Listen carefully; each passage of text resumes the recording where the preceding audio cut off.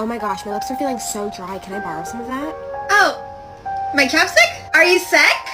No, I'm not sick. Oh, okay. Well, this is my favorite chapstick, but maybe I have an extra one. I'm not sick. Oh, no, I don't think you're sick. It's just that, like, this is my favorite one, so I think I left my other one at home. I'll give it back to you. My lips are just so dry. Yeah. Well, maybe you can use, like, some of the jelly from your sandwich to make your lips softer.